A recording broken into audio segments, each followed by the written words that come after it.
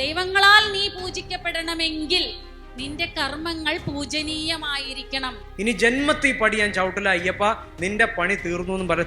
ഈ കെട്ടിക്കൊണ്ടുവന്നതില്ലേ, പോന വഴിക്കാൻ എനിക്ക് phone call വന്നത്. പിന്നെ ഞാൻ ശബരിമലയ്ക്ക് പോയിട്ടില്ല. അപ്പോൾ എനിക്ക് അയ്യപ്പൻ തന്നത് നല്ലതാണോ ചീത്തയാണോ നിങ്ങൾ പറ. ആ ഒരു വിഭാഗം എന്താ പഠിപ്പിച്ചു വെച്ചേക്കണത്? അവരുടെ കയ്യിൽ പേനയും കടലാസും ഈ പറയുന്ന എക്യുപ്മെൻ്റ് ഒന്നും ഇല്ലാന്നിരിക്കട്ടെ, ഞങ്ങളേക്കാ കഷ്ട. 3 ദിവസം പട്ടിണി കിടന്നു. ആ ബുക്ക് പുറത്തിറങ്ങുമ്പോൾ വലിയ കോളിളക്കം ഉണ്ടാവും അവിടെ. ഒരച്ഛനും ഒരു മകനെ തല്ലണത് അതിനെ വേദനിക്കാൻ വേണ്ടിയിട്ടല്ല, തെറ്റിനെ മനസ്സിലാക്കണത് വേദനയിലൂടെയാണ്. ഗുരുക്കന്മാർ പറയും, ശ്രീനാരായണ ഗുരു പറഞ്ഞിട്ടുണ്ട്, എനിക്കുള്ളത് നിനക്കും നിനക്കുള്ളത് എനിക്കും.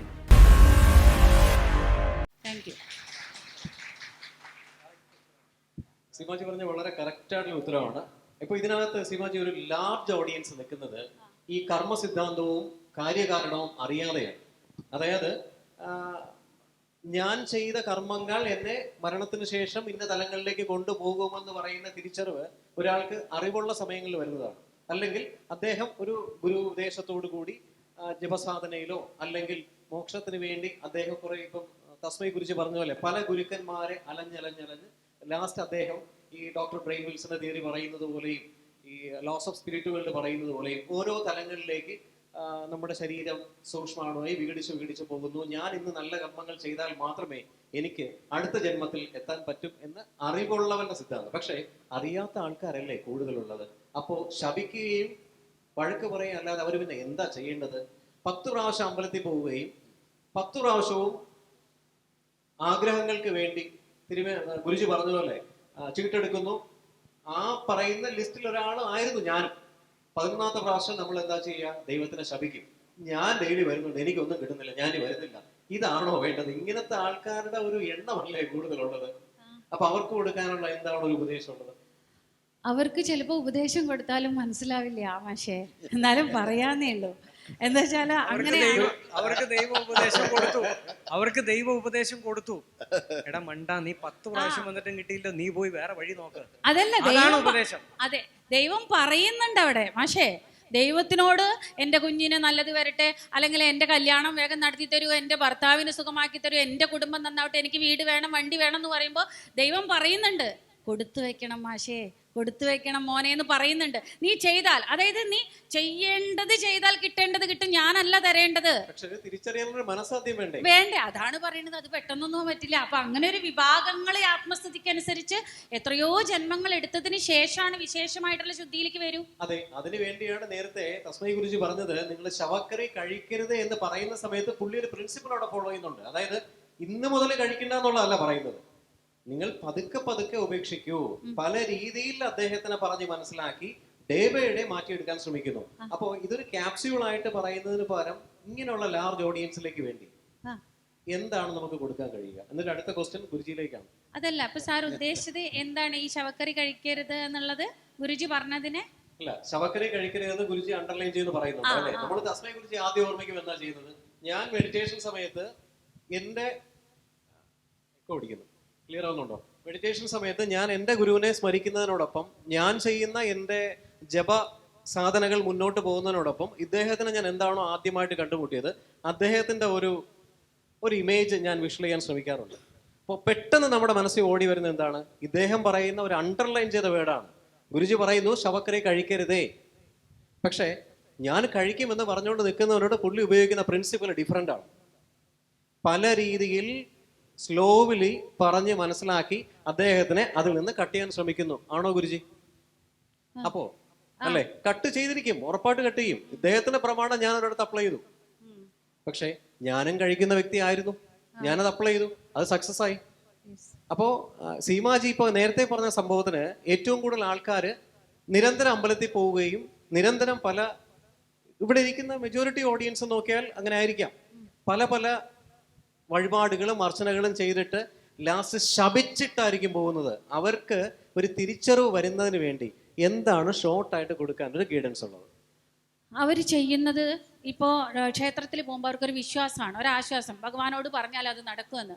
അപ്പോൾ ഒന്ന് മാത്രം, ഭഗവാനെ എല്ലാവർക്കും ഇഷ്ടമാണ്, ഭഗവാന്റെ ഇഷ്ടം സമ്പാദിക്കണമെങ്കിൽ ഞാൻ എന്തു ചെയ്യണം? അതാണ് VMC എപ്പോഴും പഠിപ്പിക്കുന്നത്. ക്ഷേത്ര മതിൽക്കകങ്ങളിൽ ഈ ഒരു അത് ദൈവത്തിൻ്റെ ഇഷ്ടം അല്ലെങ്കിൽ ദൈവം പറഞ്ഞത് അനുസരിക്കുമ്പോൾ നിന്റെ ജീവിതം സർവ്വസൗഭാഗ്യങ്ങളോടും സമാധാനത്തോടും കൂടി ജീവിക്കേണ്ടത് എങ്ങനെയെന്നുള്ളത് സുവർണ്ണവാക്യങ്ങളിൽ എഴുതി വെക്കണം. അല്ലാതെ ഞാൻ ബെഞ്ച് കൊടുത്തു, ഊൺമേശ കൊടുത്തു, ഫാന് കൊടുത്തു എന്നുള്ളത് എഴുതി വെക്കരുത്. അത് വലിയ നാണക്കേടാണ്. ഈ സത്യങ്ങൾ, ദൈവവചനങ്ങൾ, വിശ്വനിയമങ്ങൾ, പ്രകൃതി നിയമങ്ങൾ, ഒരു മനുഷ്യൻ ഈ ഭൂമിയിൽ ജീവിക്കേണ്ട സത്യവും ധർമ്മവും അഹിംസയും നിറഞ്ഞ ജീവിതശാസ്ത്രങ്ങൾ എഴുതി വെക്കുകയും അവിടെ ആരെയാണോ വിശ്വസിക്കാൻ പറ്റുന്ന ഒരു പൂജാരി, ആ പൂജാരി അത് പറഞ്ഞു കൊടുക്കുകയും ചെയ്തു കഴിഞ്ഞാൽ ദൈവങ്ങളാൽ നീ പൂജിക്കപ്പെടണമെങ്കിൽ നിന്റെ കർമ്മങ്ങൾ പൂജനീയമായിരിക്കണം. അതായത് നീ ആരെയാണോ പൂജിക്കുന്നത്, നീയും ഞാനും വേറെയല്ല. അതായത് ഞാൻ നിന്റെ ഉള്ളിൽ തന്നെയാണ്. സർവവും ദൈവകാര്യമായിട്ട് നിനക്ക് കാണാൻ കഴിയുമെങ്കിൽ, നിന്റെ ഓരോ പണിയും പൂജനീയമാകുമ്പോൾ, നിന്റെ ഓരോ വാക്കും ആലോചനയും പൂജനീയമാകുമ്പോൾ, ദൈവാനുഗ്രഹവും പ്രകൃതിയുടെ അനുഗ്രഹവും, നീ അമ്പലത്തിലേ വരേണ്ട, ദൈവങ്ങൾ നിന്നെ പൂജിക്കുന്ന സ്ഥിതിയിൽ വരും. ദൈവങ്ങളാൽ പൂജിക്കപ്പെടണമെങ്കിൽ വിശേഷമായ ദൈവഗുണങ്ങളാൽ നീ അലങ്കരിക്ക് എന്ന് പറഞ്ഞു കൊടുത്തു കഴിഞ്ഞാൽ അത്രയേ ഉള്ളൂ. സൂക്ഷ്മത്തിലാണ് മോക്ഷം. മാഷെ മനസ്സിലായോ? മാഷെ എനിക്ക് മനസ്സിലായി. എല്ലാവർക്കും ക്ലിയർ ആണ്. ഇതിന് വേറെ ക്വസ്റ്റ്യൻ ഉണ്ടെങ്കിൽ ചോദിക്കാം, അല്ലെങ്കിൽ ഗുരുജിയിലേക്ക് പോവാം. Thank you sir. സന്തോഷം. ഗുരുജി, വേദനയെ പറ്റി പറഞ്ഞു. മനുഷ്യ ജീവിതം പലതരം വേദനകളിൽ കൂടി കടന്നു പോകുന്നു. സൃഷ്ടി നടത്തുന്നു. ഈശ്വരൻ വേദനയാണോ ഇഷ്ടപ്പെടുന്നത്? വേദനകളിൽ കൂടിയുള്ള സുഖമാണോ സൃഷ്ടിക്ക് ആധാരം? ഇത് ഏതോ ഒരു ആൾ എഴുതിയൊരു ക്വസ്റ്റ്യൻ ആണ്. ഞാൻ എൻ്റെ ജീവിതത്തിലുള്ള എൻ്റെ ഉദാഹരണങ്ങളെ പറയാറുള്ളൂ. ഞാൻ അനുഭവിക്കാത്തൊരു കാര്യം എനിക്ക് പറയാൻ പറ്റില്ല. അത് വെറുതെ ഇങ്ങനെ കഥ പോലെ പറയാന്നേ ഉള്ളൂ. ഞാൻ അനുഭവിച്ച കാര്യം വ്യക്തതയോടുകൂടി പറയുമ്പോൾ, ഞാൻ പറയണത് എൻ്റെ വാക്കുകളിലൂടെയാണെങ്കിലും ഹൃദയം കൊണ്ടാണ് സംസാരിക്കുന്നത്. അല്പനേരം മുമ്പ് ഞങ്ങൾ തമ്മിൽ സംസാരിച്ചുവെങ്കിലും ആ ചേട്ടന് കാര്യം മനസ്സിലാവായികയൊന്നുമില്ല.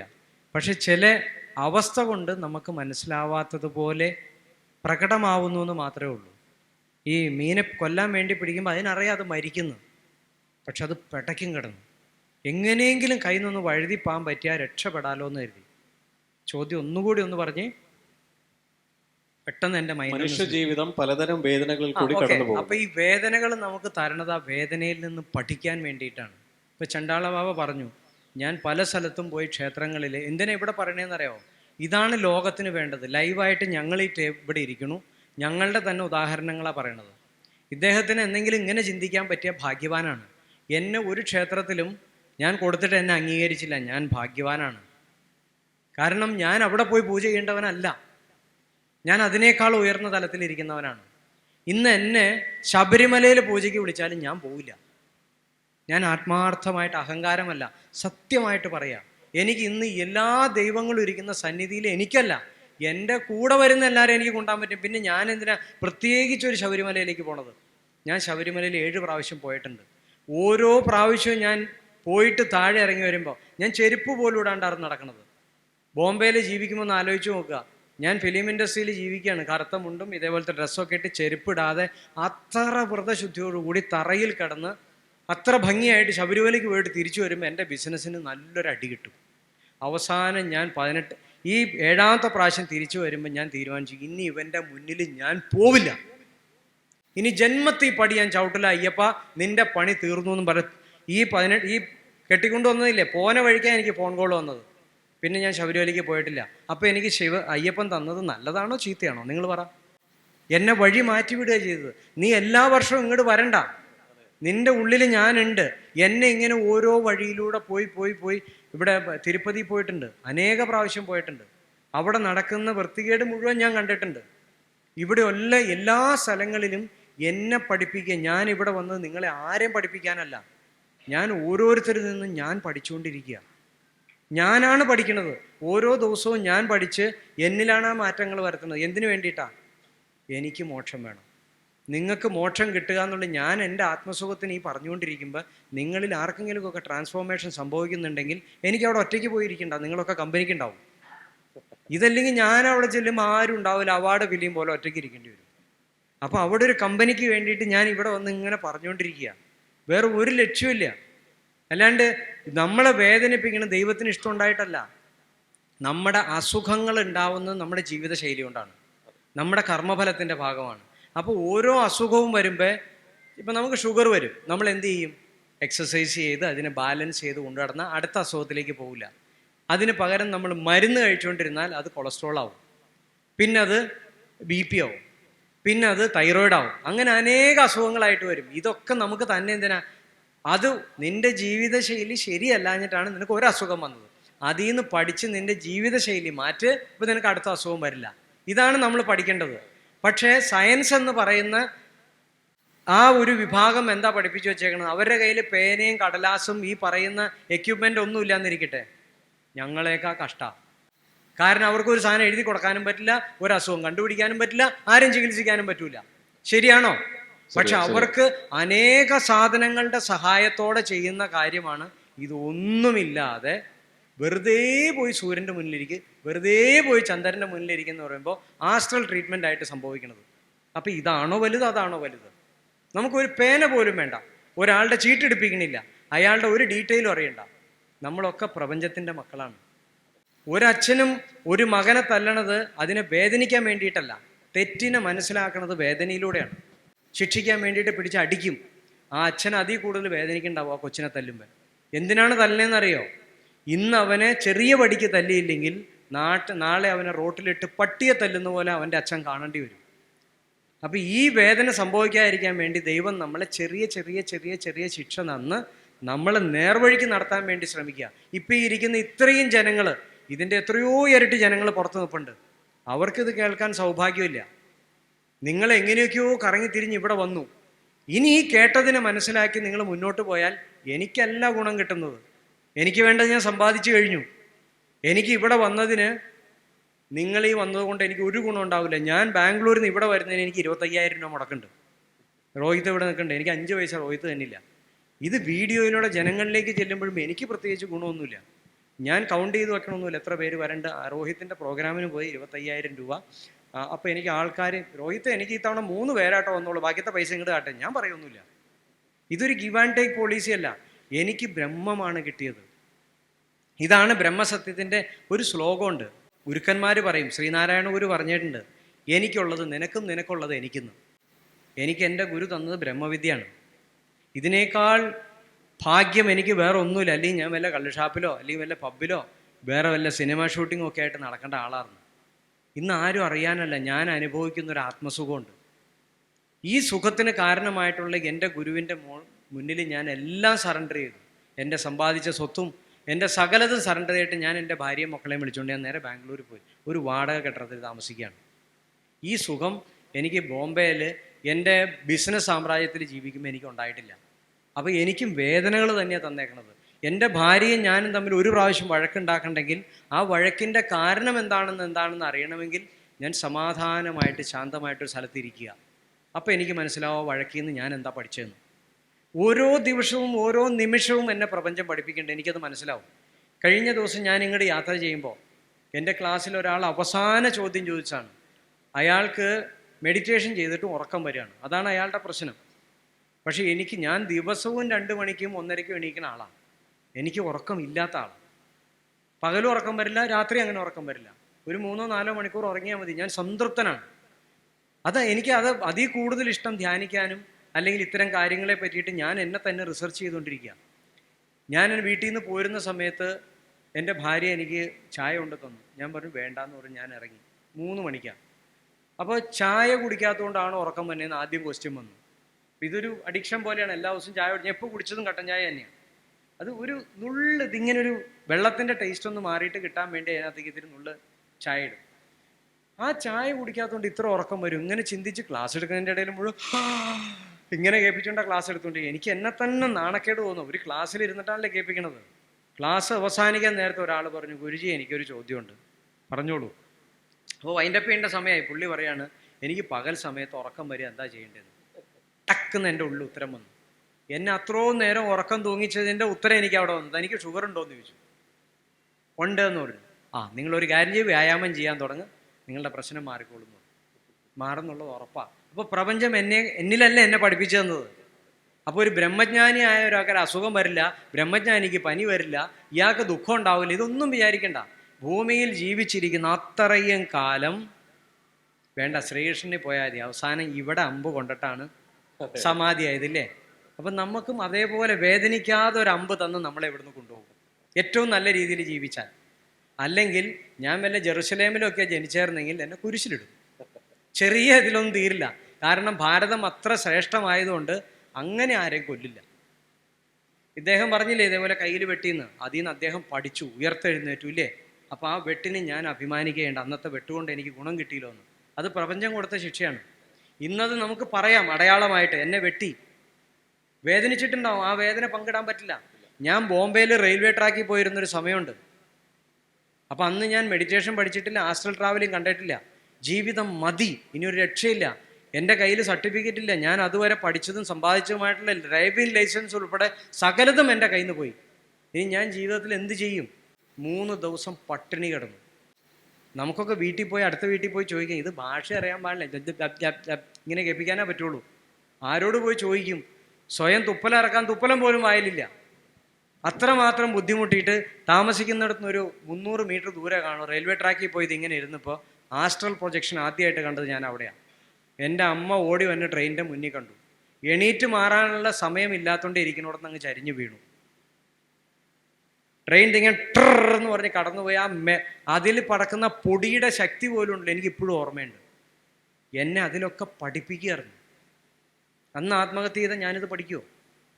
ഒരിക്കലുമില്ല. അപ്പം നമ്മൾ ഓരോ നിമിഷവും പ്രപഞ്ചം പഠിപ്പിച്ച് പഠിപ്പിച്ച് പഠിപ്പിച്ച് തന്നെയാണ് കൊണ്ടുപോണത്. ഈ യാതനയിലൂടെ തന്നെ പോയാലേ നമുക്ക് അവിടെ എത്തുള്ളൂ. അപ്പം നമ്മൾ ഒരുത്തൻ താഴ്ത്തപ്പെടുകയാണ് അല്ലെങ്കിൽ അവഹേളിക്കുകയാണ്, നമ്മൾ വിഷമിക്കേണ്ട, അഭിമാനത്തോടെ നടന്നോ. ഇത് നടക്കണമെന്നുണ്ടെങ്കിൽ നമ്മുടെ കയ്യിൽ ആത്മീയത വേണം. ആത്മീയതയിൽ ഊന്നിയ ഭൗതിക ജീവിതമാണെന്ന് ഞാൻ അതാ പറഞ്ഞത്.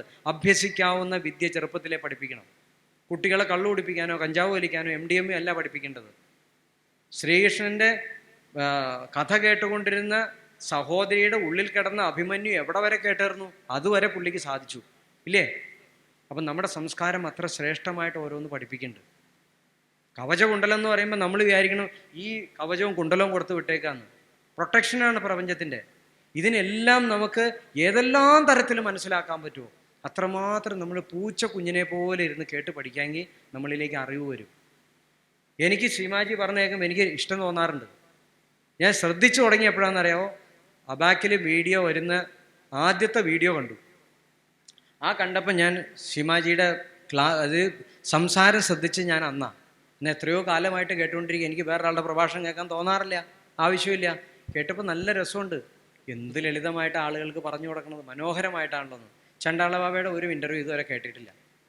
കാരണം അദ്ദേഹത്തെ രൂപം കൊണ്ട് എനിക്കറിയാം, പിന്നെ എന്താ പറയണേന്ന് ഞാൻ ശ്രദ്ധിച്ചിട്ടില്ല. ആളുടെ വാക്കിലും പ്രവൃത്തിയിലും എന്താണെന്നുള്ളത് എനിക്കറിയാം. ഇദ്ദേഹത്തെ എന്താണെന്ന് മനസ്സിലാക്കുമ്പോൾ പോന വഴിക്കാൻ ഞാൻ കേട്ടത്. കാരണം ഇനി എനിക്ക് ഒന്നും നേടാനില്ലായിട്ടല്ല, ഞാൻ എൻ്റെ കാര്യം തന്നെ ചെയ്തുകൊണ്ടിരിക്കുന്നത്. ഇപ്പോൾ നടക്കുമ്പോഴും നാളത്തെ ക്ലാസ്സിൻ്റെ പ്രിപ്പറേഷൻ എൻ്റെ ബാക്ക് ഓഫ് മൈൻഡിൽ നടക്കുന്നുണ്ട്. ഞാൻ നാളത്തെ ചോദ്യം എന്താണെന്ന് എനിക്കറിയില്ല, പക്ഷെ എൻ്റെ ഉള്ളിൽ എന്തൊക്കെയോ നടന്നുകൊണ്ടിരിപ്പുണ്ട്. ശാന്തനാണ്, സന്തോഷമാണ്.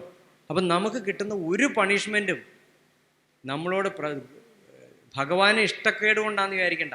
ഭഗവാൻ ഇഷ്ടക്കേട് ഉണ്ടെങ്കിൽ നമുക്ക് അംഗവൈകല്യം തന്നേനെ. ഞാൻ പറയുന്ന ആത്മാർത്ഥമായിട്ട് പറയണതാ. അത് നമ്മുടെ ശരിയായിട്ടുള്ള കർമ്മഫലം എന്ന് പറഞ്ഞാൽ അതാണ്. അതൊരു ഭാഗ്യമല്ല. കണ്ണില്ലാതെ കാതില്ലാതെ കൈകാലുകളില്ലാതെ മന്ദബുദ്ധിയായിട്ടൊക്കെ ജനിക്കുക എന്ന് പറഞ്ഞു കഴിഞ്ഞാൽ അത് പൂർവ്വകാല ജന്മത്തിൻ്റെ അതൊരു നിർഭാഗ്യം തന്നെയാണ്. അതിവിടെ ആരിപ്പുണ്ടെങ്കിലും എനിക്ക് അങ്ങനെ തന്നെ പറയാൻ പറ്റുള്ളൂ.